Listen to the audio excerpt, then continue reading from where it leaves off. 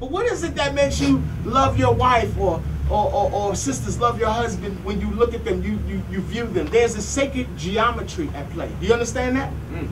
It's mathematic, and your brain understands it. Your brain understands it, but it's mathematics. Now, what if I tell you that your ancestors knew all about that, but they wrote stories using that same proportion? And this is why the story is still here. Because it's so powerful, the story, that it could never go away. And there are constants in the story that are always there, but you don't know they're there because you don't challenge the language. You see? There is a constant in the story that says that some of those prophets in the Bible, they get done dirty. They remove both their eyes. They get removed by puppet kings, a fake king. Somebody comes in, kills them, and then they say they died because Jehovah didn't like them no more. But they still honor them and call them prophets, right? Samson committed the sin of suicide. They don't harp on that or speak about that. Did you ever hear that? He brought down both of the pillars in the temple upon himself as well as the Philistines. How was he connected to the pillars? Chains. Visually, artists will show us chains, but the language tells us either serpents or bronze. Ain't that interesting? Isn't it interesting that the ancients made no distinctions between the word for serpent and the word for bronze? They made no distinction. It's the same word. So, meaning, therefore, that you would have to be in on the joke, or you would have to have been initiated, or you would have to have gotten the memo, you see, to understand what the symbolisms entail. There is also a prevalent myth involved in the story where they say at the destruction of the temple, they removed the pillars. You see? Now, after looking at this very clearly, people who are familiar with my work is kind of like on the margin. You would have to have heard about me to hear about the work, like the inner work with the books and whatnot.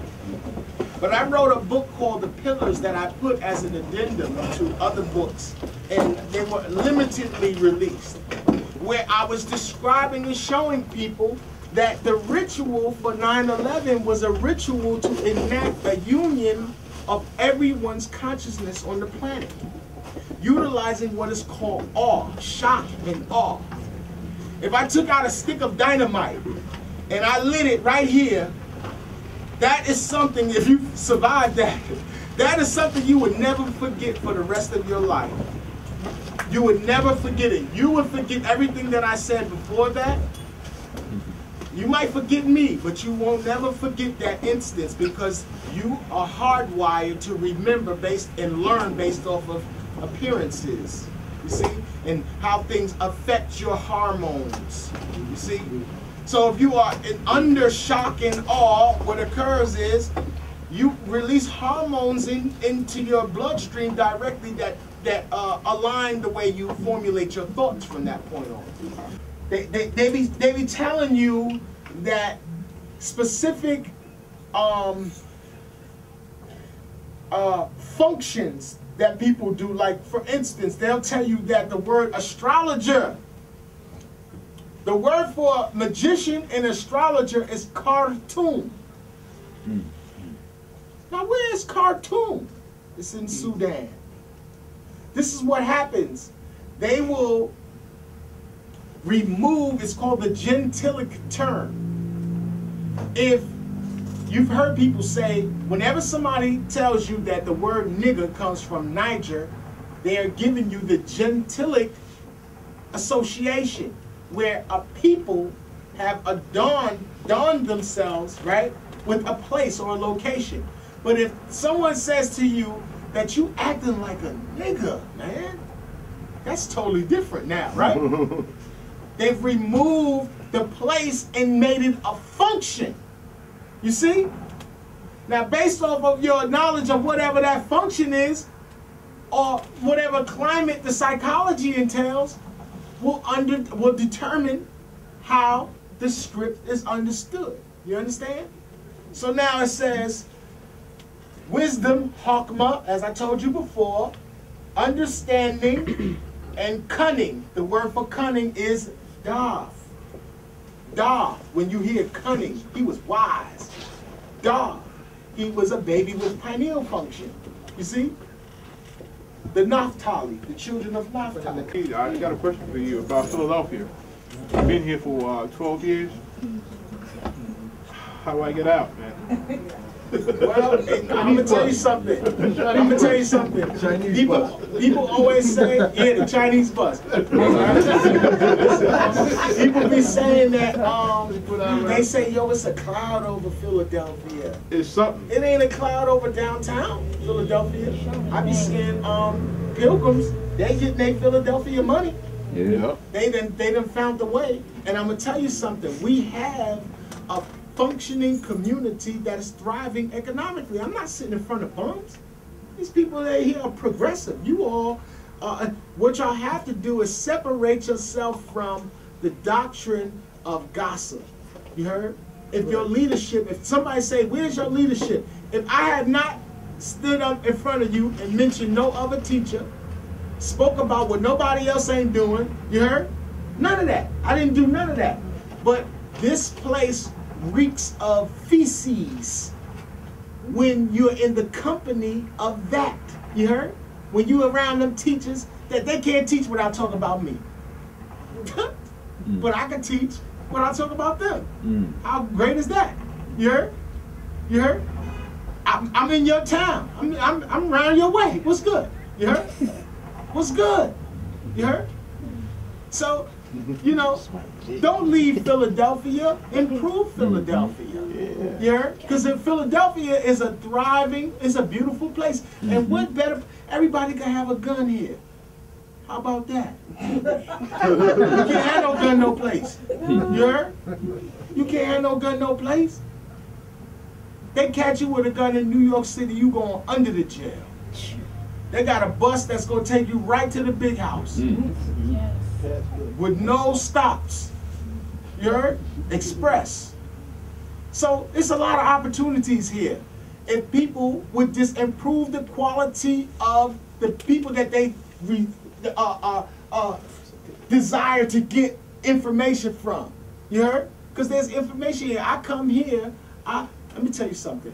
There is more consciousness content in Philadelphia and in Chicago than any place that I've ever been to in America. Brother Hanif would tell you that I've known Hanif ever since I've been coming to Philadelphia. When Black and Nobel was next door in the smaller space, and I used to come up here with the DVDs, and I used to be like, Tice, yo, this is the new move, this is the move. And these brothers was the first ones on it, you heard? But they ain't know that I'm coming from New York where everybody think everything at. New York ain't have nothing. I bought Zeitgeist to New York from here. You heard? Black and Nobel is the ones that broke the mold and gave us Umar Johnson. Umar is a brilliant mind. He's the one that's making the dialogue clear for everybody to heal themselves from their abuse templates. You heard? That's a Black and Nobel movement. That's a Broadnary movement. They said, Rashid, you got to check this out. They said, check this out, check this out. I took it. I said, all right, I'm going to look at it. I watched it on the train going home. I said, yo, this is crazy. The one with Griff? Yeah, with him and Professor Griff. I said, this is off the chain. I took it. Sarnetta got it. Umar been all over the world, you heard, with this information. So Philadelphia is the spot. Philadelphia got the oldest Masonic lodge in America. You heard? Philadelphia got Mr. Isaac downtown at the Reading Terminal Mall with books. He got. Oh, yeah. Oh no, he's the truth. brother. He's the truth. And he's sharp. Yeah. He's an older man and he's sharp. Yeah. Sharp. I thought he reminded me I owed him some money. He said, said, where's my $20? You heard? No papers or nothing. He remembered everything. You see? So Philadelphia is beautiful. You even got arts here. There are artists here. You heard? There's arts here. Art is a very significant. All civilized cultures and all civilized societies have artists there, prevalent. Musical artists. The musical artists is great. Y'all fed Jay-Z for years. Fed him. He sucked the energy out of Philly. He ain't had no New York artists. Beanie Siegel, one of them people, Thank man. you. It was all a Philly movement. You heard? Swag. You know what I'm saying? The gangster rap started in Philly. Yeah.